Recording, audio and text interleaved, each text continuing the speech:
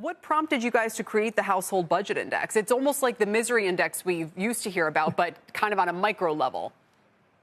It is. We have had good success with our financial security monitor that you and I have discussed before, which each quarter gives us some insight into the financial attitudes and perception of middle-income families. But we felt like we needed something that was more precise regarding their purchasing power to really be able to serve them well and give them advice.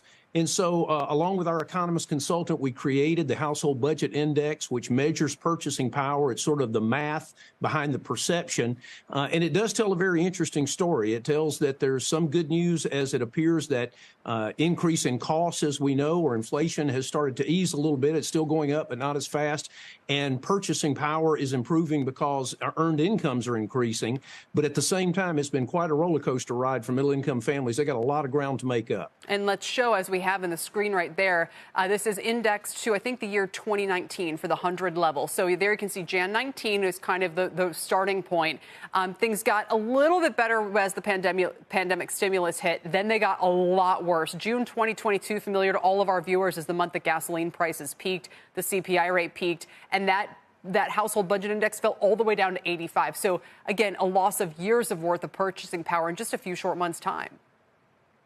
That's exactly right. And as it has begun to climb back toward 100, several things to keep in mind. It's the monthly measure of purchasing power. So when you do get to 100, you can't take a victory lap. It just means that you broke even in that month. And so when you look backwards from July, 44 of the last 55 months, middle-income families have been deficit spending, which means they've either taken money from savings, which could certainly hurt their retirement years, or they bridge the gap with credit cards at interest rates very likely in the 20% plus range.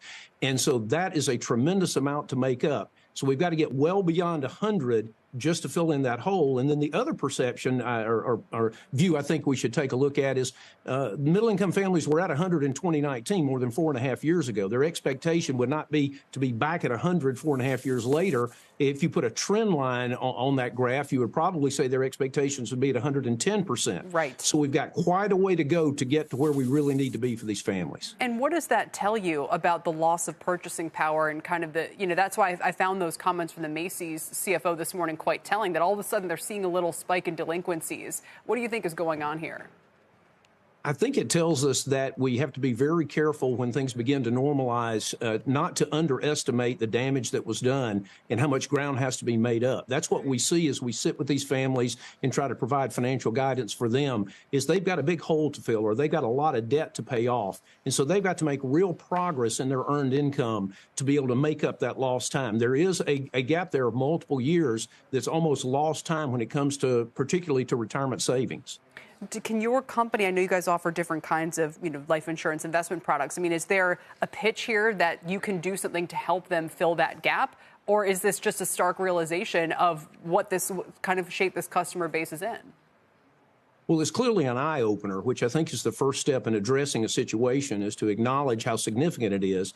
Then we help these families, first of all, begin with budgeting, which often is a reprioritization of their processes. Sometimes it includes some sacrifice, which I define as giving up something of value today to gain something of greater value tomorrow. So it starts with reprioritization, but then it's a systematic process over time of being able to save for the future systematically. It's not a one-trick solution. It's something that takes as much or more time to resolve as it took to create the challenge. So it's a systematic, long-term process that we try to use to help guide these families. Yeah, and I guess a parting comment on this would be, as you said, the most important way they can try to make up some ground is through wages and labor market and all that. And there have been some good signs in that lately when we look at, what unions are able to negotiate, that kind of thing.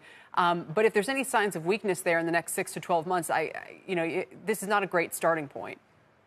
It's a very fragile place for these families to be, and they have to first attack, I believe, the debt crisis, which goes right back to the credit card discussion you were just mentioning. The first thing families have to do is work very hard to pay off that debt, particularly when it's in unfriendly interest rates, so that they can get back to even and then start building some success from there. All right, Glenn, thank you so much for doing this here on the show with us and bringing this to our audience. We appreciate it.